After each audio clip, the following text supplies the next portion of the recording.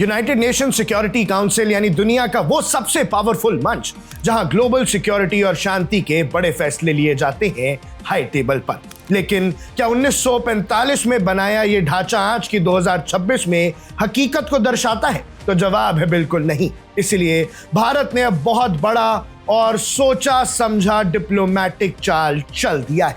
External affairs minister S Jaishankar ने New York में officially India की यूएनएससी कैंपेन लॉन्च कर दी है फॉर द 2028 एंड 29 टर्म।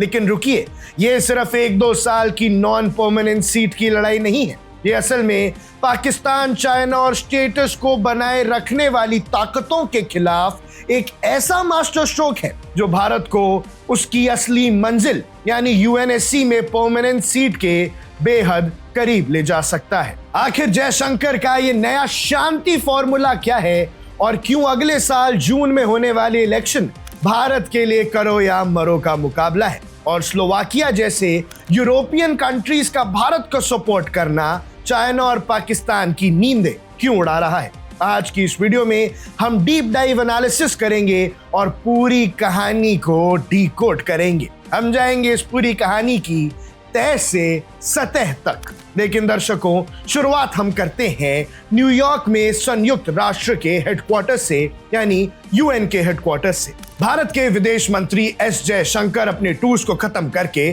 सीधा न्यूयॉर्क पहुंचे। वहां दुनिया भर के एम्बेसडर्स और डिप्लोमैट्स के सामने उन्होंने भारत के लिए 2028 और 29 की दावेदारी पेश की। इस कैंपेन को लॉन्च करते हुए जयशंकर ने भारत का कोर एजेंडा दुनिया के सामने रखा, जिसे एक बेहद दिलचस्प एक्रोनिम दिया गया है। यानी दर्शकों, जो एक्रोनिम है वो है शांति। लेकिन ये वो सिंपल शांति नहीं है जो हम और आप सोच रहे हैं। इसका एक गहरा डिप्लोमैटिक मतलब है।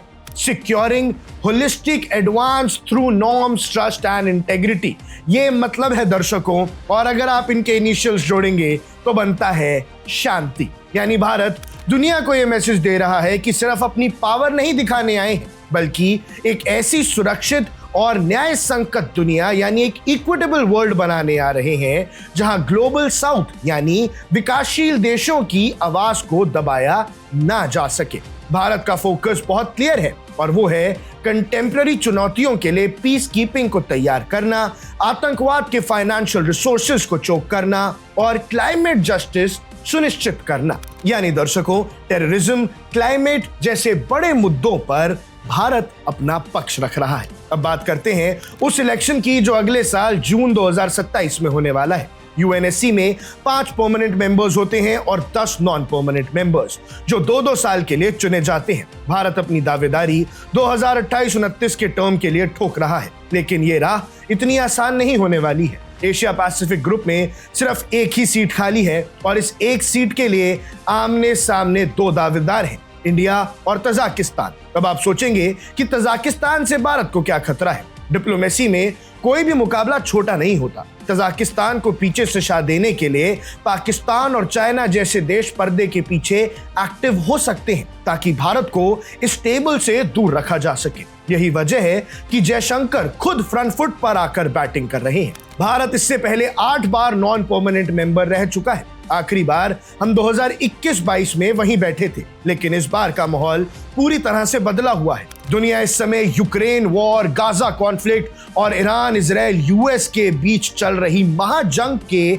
बीच में खड़ा है। ऐसे में दुनिया को एक ऐसे लीडर की जरूरत है जो बैलेंस्ड हो और भारत वही क्रेडिबिलिटी टेबल पर लाकर रख सकता है। अब आते हैं सबसे बड़े सवाल पर, क्या ये सिर्फ 2 साल की अस्थायी सीट के लिए इतनी बड़ी कसरत है? असल खेल इसके पीछे छुपा है। प्रधानमंत्री नरेंद्र मोदी ने भी हाल ही में पार्लियामेंट में साफ कहा था कि आज का ग्लोबल ऑर्डर तेजी से बदल रहा है और यूएनएससी में रिफॉर्म्स को अब और डिले नहीं किया जा सकता। भारत का स्टैंड बिल्कुल क्लियर है। अगर सिर्फ नॉन परमानेंट कैटेगरी को बढ़ाया जाता है तो वो रिफॉर्म पूरी तरह से फेलियर माना जाएगा, क्योंकि असली पावर तो हमेशा उन P5 यानी 5 परमानेंट मेंबर्स के पास ही रहेगी। भारत चाहता है कि परमानेंट और नॉन परमानेंट दोनों कैटेगरीज का विस्तार हो और भारत को वीटो पावर के साथ परमानेंट सीट मिले।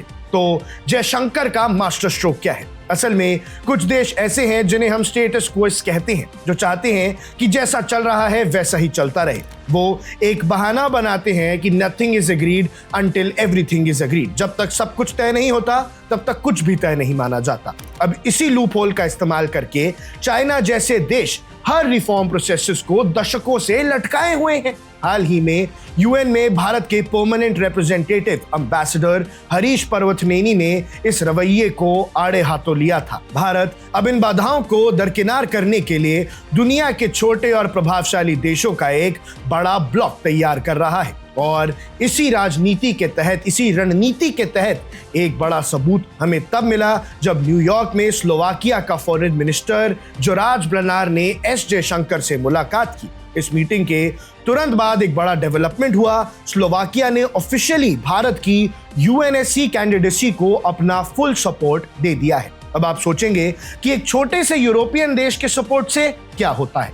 इंटरनेशनल डिप्लोमेसी में एक एक वोट और एक एक आवाज मायने रखती है। स्लोवाकिया जल्द ही V4 की प्रेसिडेंसी संभालने वाला है और वे इसे V4+ इंडिया फॉर्मेट में आगे बढ़ाना चाहते हैं। जब यूरोप के देश खुलकर भारत के रिफॉर्म्स और वीटो रिफॉर्म्स के एजेंडा का समर्थन करने लगते हैं तो चाइना और पाकिस्तान के लिए इंटरनेशनल फोरम पर भारत का विरोध करना मुश्किल हो जाता है। ये भारत की सॉफ्ट पावर और जयशंकर की पर्सनल डिप्लोमेसी का नतीजा है कि आज यूरोप से लेकर अफ्रीका तक देश भारत के पक्ष में खड़े हो रहे हैं। अब भैया लबुलाब ये है कि न्यूयॉर्क शहर से शुरू हुई ये कैंपेन सिर्फ एक सीट जीतने की कवायद नहीं है, बल्कि ये यूनाइटेड नेशंस के पूरे ढांचे को हिलाने और बदलने की शुरुआत है। जयशंकर न्यूयॉर्क के बाद सीधा ब्रसल्स जा रहे हैं, जहां वो इंडिया और यूरोपियन यूनियन ट्रेड और टेक्नोलॉजी काउंसिल की मीटिंग में हिस्सा लेंगे।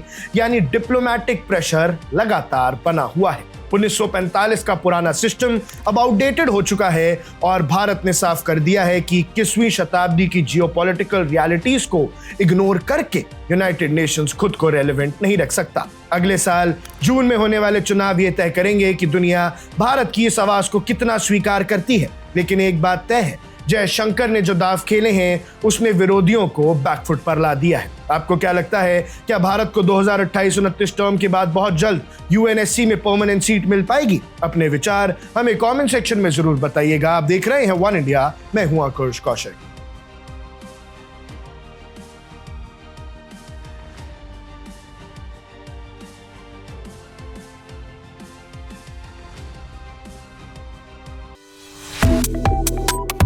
Subscribe to One India and never miss an update. Download the One India app now.